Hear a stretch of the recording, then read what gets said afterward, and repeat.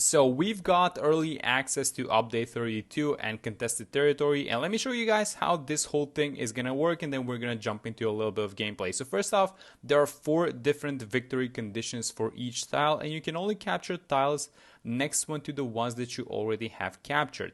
So this one, for example, is gonna be least cash. This one is a time attack, so whoever completes it the fastest.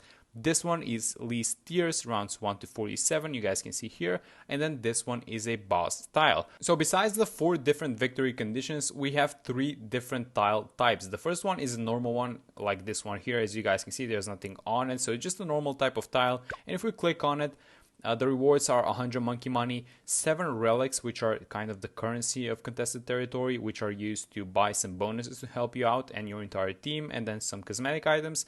And then these are contested territory points, which, as far as I can understand, are being added into your team's total. This next one is a banner tile, which basically provides extra contested territory points and a little bit more relics. And so these points would be further used to, I guess, push your team up in the leaderboard if you care for these things. And then this is a boss tile, which has 2 tiers. So let me just click on this to show you guys how bosses work.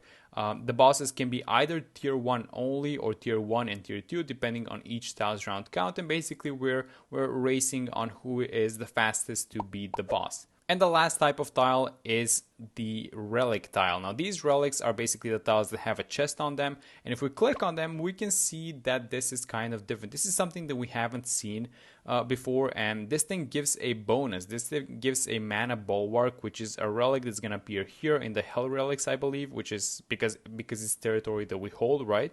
And so this is going to create a shield that absorbs up to 50 lives, and it's gonna stack with mana shield on regular tiles. So these are basically bonuses, which, as far as I understand, they're team bonuses. So if you capture it, I guess I would assume they're going to be good for the entire team. And then the rules on these ones, I noticed, are a little bit different. So for example, this one has ceramic health to 146%, so you want to be checking these ones as well. And so with that said, let's show you guys some gameplay of boss banner tiles. And so this has 2 tiers. We're playing tier 1 and tier 2 Plunarius. And my first question was this normal or elite? So it turns out it's normal one, and it's actually a little bit easier than the normal ones we see in our boss events, in our weekly boss events, because this thing only has 3 skulls. But don't let that fool you, because these are actually a lot more difficult than the boss events that we have. So first thing that you guys might have noticed is that we don't have any monkey knowledge, but we can use relic knowledge. So for example, if we have these daily relics that we can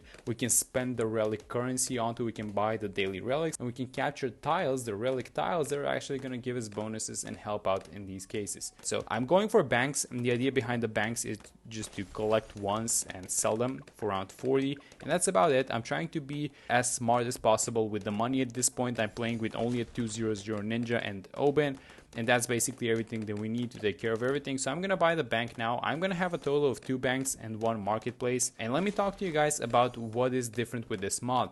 So the way the checkpoints work in here is that you're being brought on a checkpoint that's happening every 20 rounds. So there's a checkpoint around 20, checkpoint around 40, and one around 60. It's unlikely that you're going to go past around 60, but that's how they go. So for example, we're around 35, and if I hit home right now, I'm going to be brought back to around 20. So you have to be very careful about it. And I can tell you something else, and that is that a lot of monkey money is going to be wasted on continuous on this one, because it's really hard. After I got my 2 banks, I went for a marketplace. The reason why I went for a marketplace is because you can sell it for more, and I'm planning on getting rid of my towers. And so the idea is to make as much money as possible and then sell the farms, dump all the money into defensive towers, get rid of the boss as soon as possible, pop everything that's coming out of him, and then do the farms again, and then do the same thing for around 60. We hit around 40, and now that we hit around 40, if we hit the continue, we're going to be brought back on the round because we have a checkpoint. And so the way that I thought about defending this is I got a boomer at the back to take care of all of these green balloons, and I got a tag shooter, which I upgraded to the maelstrom. And so each time a skull was released, because these skulls go really fast with the tag zones, so I just bought one, used the ability, and then sold it, bought another one a little bit back after the ability, and I did that 3 times. It's only 3 skulls, and then I went back into farms and I bought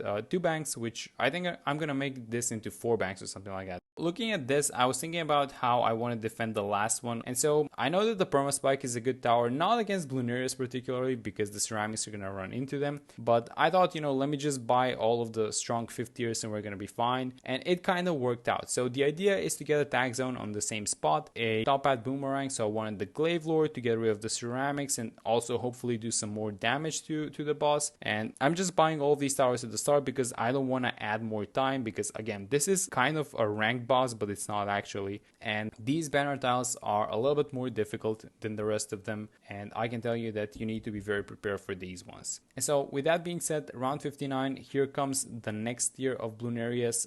I'm gonna sell my farms, and this is again 3 skulls, so this is tier 2 Bloonarias, but it only has 3 skulls, unlike the usual 5 I think it was on normal mode. But this is very difficult. My positioning on the glaive lord is not that good. I should have had it more on the inside, and so I'm trying to buy it, but then I realized that it's too expensive. I can't sell it, so I just have to leave it like this. But overall, I think we got how much did we get? 3 minutes and 12 seconds. I'm fine with this time. I wasn't competing against anyone, but again, it was a fun experience. And then there you go, the tile is captured. It's gonna be neutral in 1 hour, which means that either someone else can take it, or if no one else takes it and improves on this time, then it's gonna become neutral. And let's show you guys the relic tile and how team rewards and relic knowledge works. I'm not gonna make you guys sit through this one, but this was a least cash tile on Hedge on rounds 12 to 69 with 146% ceramic health and only a few towers available with all of the cross paths,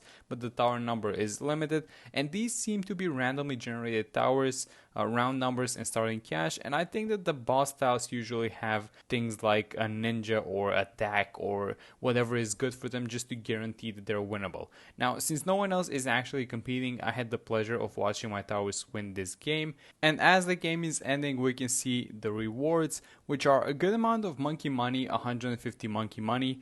We're getting a lot more relics and a lot more contested territory points, but the main reward is the mana bulwark, which is part of this relic knowledge system that is available on tiles which monkey knowledge is not. So these are the banner tiles, and let's just show you guys what happens. So we get the tile and then we have the relic.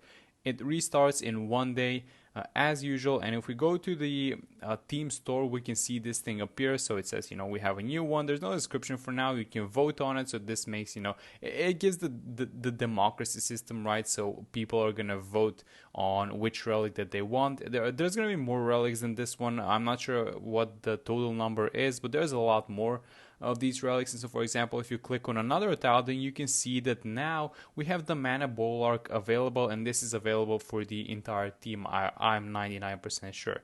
So that's how these relic knowledge tiles work. They're very useful in terms of just getting to capture them and having these benefits being spread out all over the place, so everyone can use them, everyone has them. And that is basically going to be it for this contested territory preview. I hope you guys enjoyed the video, and I'll see you guys in the next one.